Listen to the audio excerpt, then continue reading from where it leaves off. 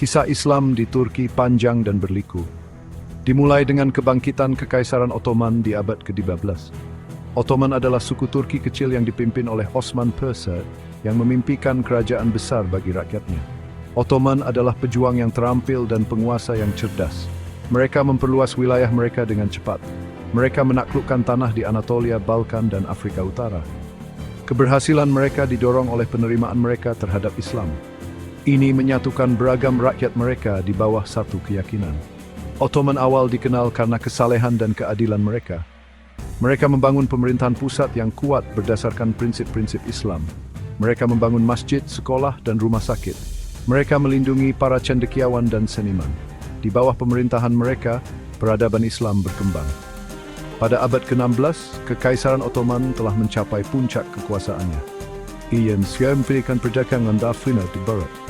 Itu adalah temas pembelajaran dan budaya. Ottoman diamati dan takuti di seluruh dunia. Ekspansi Kekaisaran Ottoman didorong oleh serangkaian pertempuran yang menentukan. Setiap kemenangan memperkuat cengkeraman mereka di wilayah tersebut. Salah satu pertempuran tersebut adalah pertempuran Kosovo pada tahun 1989. Di sini, Ottoman mengalahkan koalisi pasukan Serbia, Bosnia, dan Albania. Kemenangan ini membuka pintu bagi ekspansi mereka lebih lanjut ke Balkan. Momen penting lainnya datang dengan penaklukan Konstantinopel pada tahun 1453. Kota kuno ini, jantung Kekaisaran Bizantium, jatuh ke tangan Sultan Mehmed II. Ini adalah kemenangan yang penting, menandai berakhirnya satu kerajaan dan munculnya kerajaan lain. Konstantinopel, yang kemudian berganti nama menjadi Istanbul, menjadi ibu kota Kekaisaran Ottoman. Sepanjang pemerintahan mereka, Ottoman juga terlibat dalam diplomasi. Mereka menandatangani perjanjian yang membentuk lanskap politik. Salah satu contohnya adalah Perjanjian Karlowitz pada tahun 1999. Perjanjian ini menandai awal dari kemunduran kerajaan yang lambat.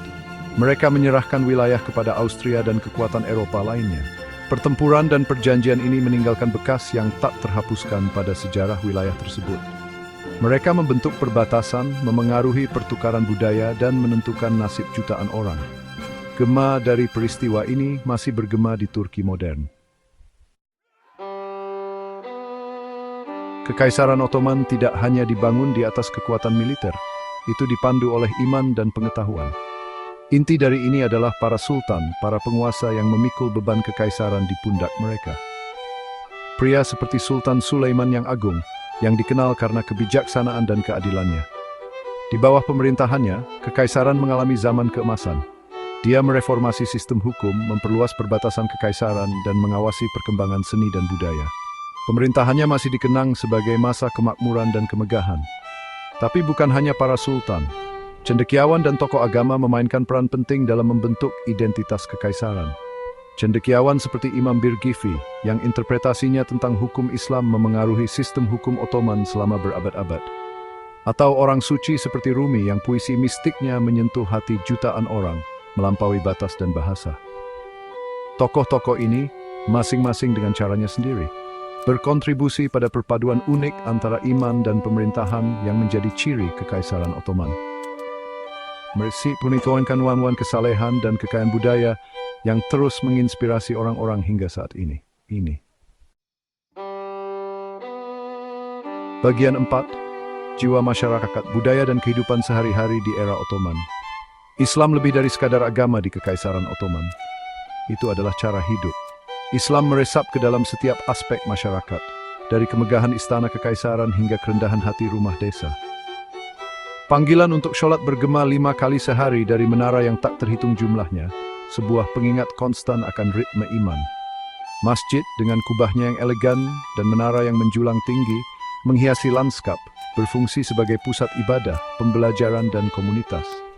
Tapi bukan hanya tentang ritual dan arsitektur. Islam memengaruhi seni, musik dan sastra. Kaligrafi yang indah menghiasi masjid dan istana, mengubah aksara Arab menjadi sebuah bentuk seni. Melodi yang menyentuh jiwa dari musik klasik Ottoman seringkali membawa tema sufi, berbicara tentang cinta dan kerinduan ilahi. Di pasar yang ramai, pengrajin dan pedagang menjalankan bisnis mereka, dipandu oleh prinsip-prinsip Islam tentang kejujuran dan keadilan. Bahkan dalam interaksi sehari-hari orang biasa, nilai-nilai keramahan, amal, dan rasa hormat terhadap orang tua yang berakar kuat dalam ajaran Islam terlihat jelas. Bagian 5. Angin perubahan, kemunduran kekaisaran, dan benih-benih reformasi. Pada abad ke-16, Kekaisaran Ottoman yang dulu perkasa mulai menghadapi tantangan. Perselisihan internal, kesulitan ekonomi, dan meningkatnya kekuatan negara-negara Eropa menimbulkan kerugian. Kekaisaran yang dulunya tampak tak terkalahkan, kini berjuang untuk mempertahankan wilayahnya yang luas. Namun, bahkan ketika kekaisaran menghadapi ancaman eksternal, di dalam hatinya, semangat reformasi baru mulai muncul. Para intelektual dan reformator menyerukan modernisasi dan pemeriksaan ulang masyarakat Ottoman mengingat dunia yang berubah. Sultan Mahmud II, seorang penguasa dengan visi dan keberanian yang besar, menyadari perlunya perubahan. Dia memulai serangkaian reformasi yang dikenal sebagai Tanzimat, yang bertujuan untuk memodernisasi tentara, sistem pendidikan, dan administrasi. Reformasi tersebut mendapat perlawanan dari beberapa pihak, tetapi mereka merdeka naik dalih sendiri. Reformasi tersebut membuka jalan bagi era baru, pergolakan intelektual, dan debat tentang masa depan negara Ottoman dan peran Islam di dunia yang berubah pesat.